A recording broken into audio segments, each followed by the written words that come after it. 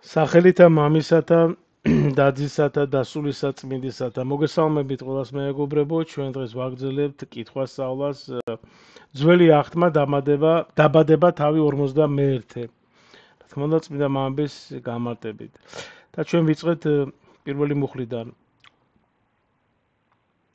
2 წლის შემდეგ ფარაონმა სიზმარი ნახა, აი ის ნილოსთან დგას, ანუ ნილოსთან იდგა და აი ნილოსიდან ამოვიდა 7 ფური, ლამაზი და ნასუქი და ძოვდნენ ლერწმიანში.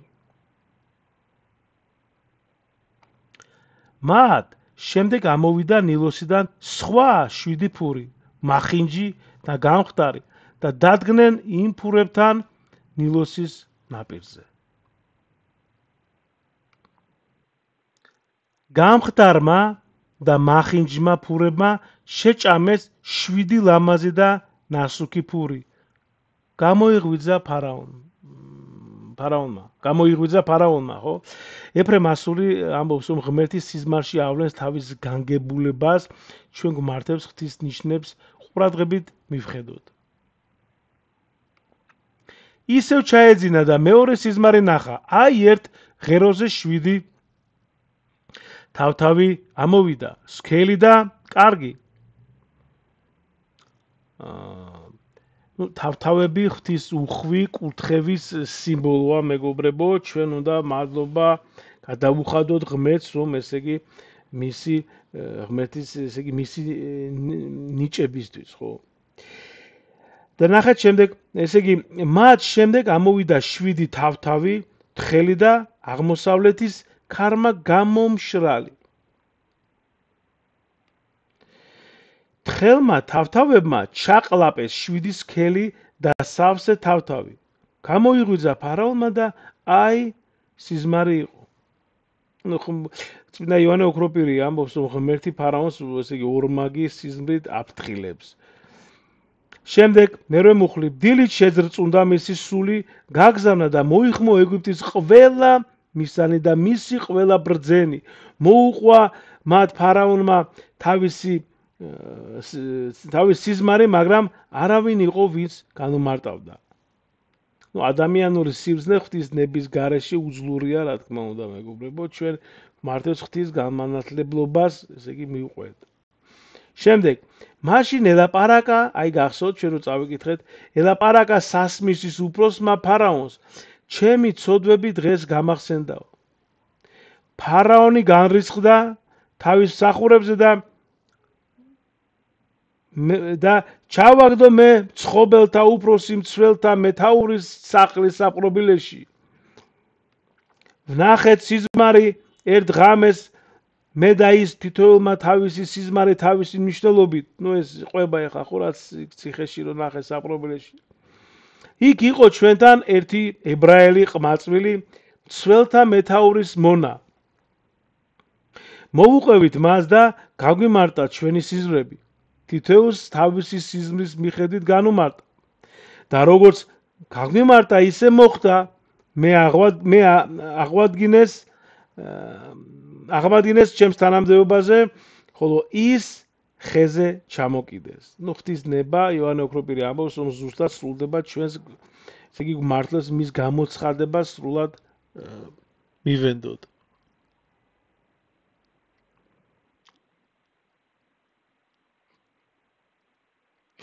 შემდეგი მე 14 მუხლი. მაშინ გაგზავნა ფარაონმა, მოიხმო იოსები და სწრაფად გამოიყვანეს ორმოდან. გაიპარსა, გამოიცვალა სამოსი და მივიდა ფარაონთან. ბასილი დიდი ამბობს, რომ ღმერთი იოსებს საპყრობილედან ამაღლებს და ესე იგი ჩვენც უნდა გვჯეროვდეს, რომ ღმერთი განსასწრელს დიდებად ესე გარდაქმნის, ხო? ერთი სიტყვით განსასწრელში რომ არ მიგვატოვებს. გაჭირვებაში და პრობლემებში, რაღაც ცხოვრებაში რომ გვაქვს. მე-15 მუხლი. ეხლა ნახეთ, უთხრა ფარაონმა იოსებს. სიზმარი ვნახე და არავინაა ვინც გამიმარტავს, მოვისმინე რომ შენ გამარტავ სიზმარს, როცა გესმისო. უპასუხა იოსებმა ესე ფარაონს. ჩემს გარეშე ღმერთი გასცემს ფარაონს სასარგებლო პასუხს. თქვა ფარაონმა: სიზმარში აი ნილოსთან ვიდექი და აი ნილოსიდან გამოვიდა 7 ფური ნასუქი და ლამაზი და ძოლნე ლერწმიანში. მათ შემდეგ გამოვიდა სხვა 7 ფური გამხდარი ძალიან მახენჯი და ესე იგი თხელი ისეთი როგორც არასდროს მინახავს ეგვიპტის მთელ ქვეყანაში.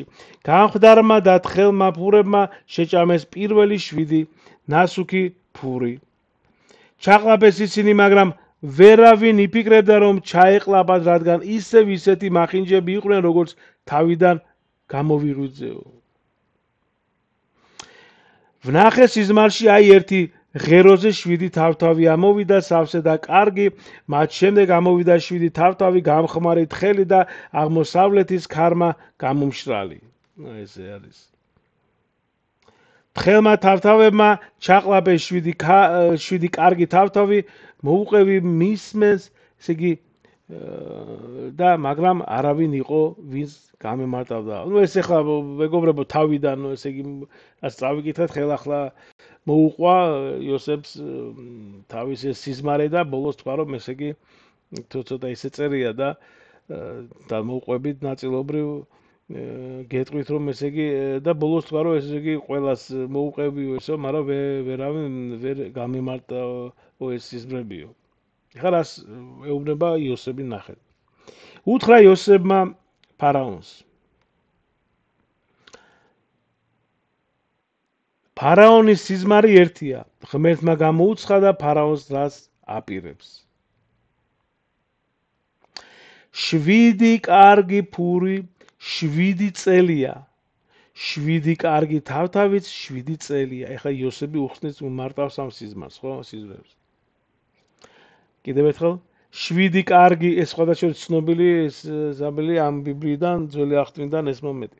7 კარგი ფური 7 წელია, 7 კარგი თავთავით 7 წელია. სიზმარი ერთია.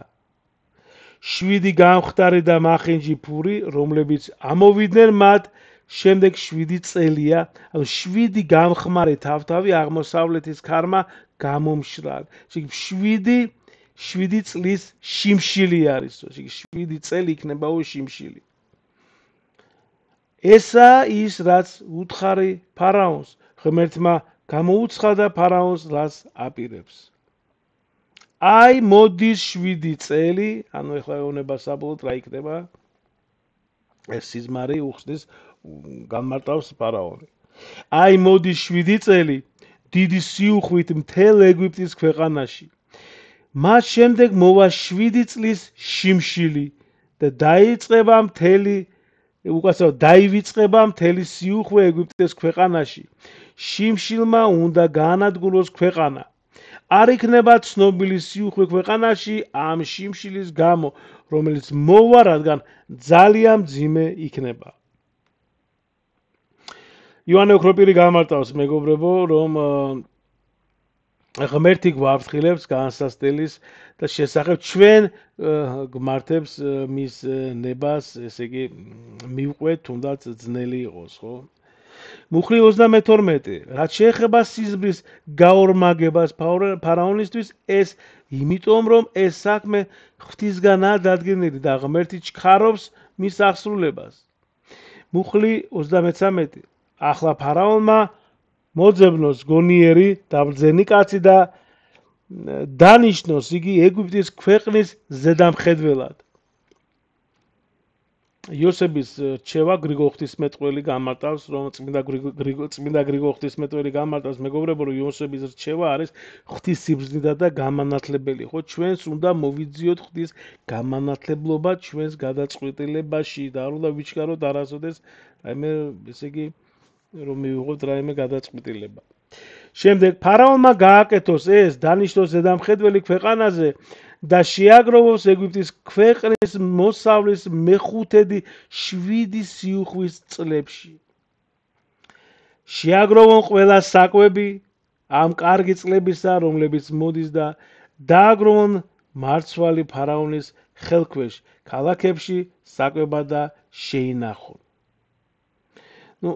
წმინდა კვიპრიანე კართაგენელი ასე გამარტავს, მეგობრებო, რომ ღვთის მადლი გვაძლევს სიბზნეს, რომ მომავლისთვის მოვემზადოთ, მომავლისთვის ჩვენ გვმართებს ღვთის ნიჭე, ესე იგი გონივრულად გამოვიყენოთ, ხო, ღვთის ნიჭები, ნიჭი, მოკლედ. მუხლი 36. იქნება ეს საკვები მარაგად, ნახეთ, მარაგად ქვეყნისათვის 7 წლის შიმშილისთვის, რომელიც იქნება ეგვიპტის ქვეყანაში და არ განადგურდეს ქვეყანას შიმშილით. ანუ 7 წელი იქნება შიმშილი. 37. მუხლი. სიტყვა მოეწონა ფარაონს, ანუ ეს სიტყვა მოეწონა ფარაონს და მის ყველა მსახურს. თქვა ფარაონმა თავის მსახურებს, უთხრა რომ განავიპოვით ისეთ კაცს, როგორც ესაა, რომელშიც ღვთის სულიაო, იოსებზე უნება, ხო? უთხრა ფარაონმა იოსებს, ვინაიდან ღმერთმა გაგიზიარა ეს ყველაფერი, არავინაა შენსავით გონიერი და ბრძენი. შენ იქნები ჩემი სახლის ზედამხედველიო და შენი სიტყვის მიხედვით მოიქცევა ჩემი სახლი, ხოლო ტახტით ვიქნები შენზე მაღლა. ესაა ცნობილი სიტყვები. ანუ იოსები, ესე ვთქვათ, ხდება მთელი ეგვიპტის, წარმოიდგინეთ, მეფე ხდება ფარაონივით, ну, მხოლოდ ფარაონი ახლა მის მაღლა იქნება, როგორც აქ წერია, მხოლოდ ესე იგი ტახტით ვიქნები შენზე მაღლაო. დანარჩენი ყველაფერს ის განაგებს იოსები. თქვა ფარაონმა, ანუ უთხრა, ხო, ესე იგი. აჰა, დაგნიშნე მთელი ეგვიპტის ქვეყნის ზედამხედველად. მოიხსნა ფარაონმა თავისი ბეჭედი ხელიდან და დაადო იოსებს ხელზე, ჩააცვა მას თეთრეული სამოსი და ოქროს ჯაჭვი დაადო მის კისერზე. აჯინა მის თავის მეორე ეტლზე დააჯინა, ხო, და ხმა უძღოდა. დაემორჩილეთ, ასე დააყენა იგი მთელი ეგვიპტის ქვეყნის ზედამხედველად. ღმერთი, მეგობრებო, იოანე ოქროპირი ამბობს, რომ ღმერთი თავის რჩეულთ აამაღლებს ჩვენ გვმართებს ღვთის ნებას მორჩილებით მივყვეთ. შემდეგ 44 მუხლი. თქვა ფარაონმა იოსებს, უთხრა რომ მე ვარ ფარაონი, მაგრამ შენს გარეშე არავინ აღმართავს ხელს ან ფეხს მთელ ეგვიპტის ქვეყანაში. ანუ ბასილი დიდი ამბობს, რომ ღვთის მადლი იოსებს, ესე იგი, ხელმძღვანელად უბრალოდ აყენებს ჩვენაც, ესე იგი, ჩვენც უნდა მივუძღვნათ ჩვენი ცხოვრება ღვთის სახურებას. შემდეგი, დაარქვა ფარაონმა იოსებს სახელი ცაფნათ ფაანეა და მისცა მას ცოლად ასენათი პოტიფარის, გახსოვთ პოტიფარის ონის მღვდლის ასული. გავიდა იოსები ეგვიპტის ქვეყანაში. მეგობრებო, იოსები 30 წლის იყო, როცა წარდგა ფარაონის ეგვიპტის მეფის წინაშე. გავიდა იოსები ფარაონისგან და გაიარა მთელი ეგვიპტის ქვეყანა. 7 სიუხვის წლებში მიწამ მოგვა უხვი მოსავალი.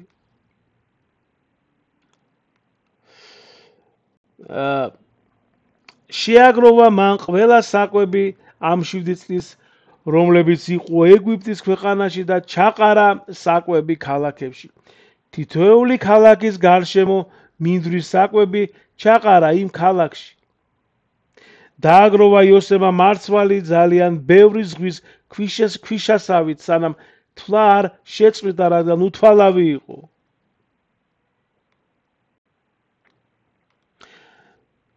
შემდეგ 50 მუხლი. სანამ შიმშილის წელი მოვიდოდა, იოსებს ორი ვაჟი შეეძინა, რომლებიც მას გაუჩინა ასენათმა პოტიფარის ონის მღვდლის ასულმა.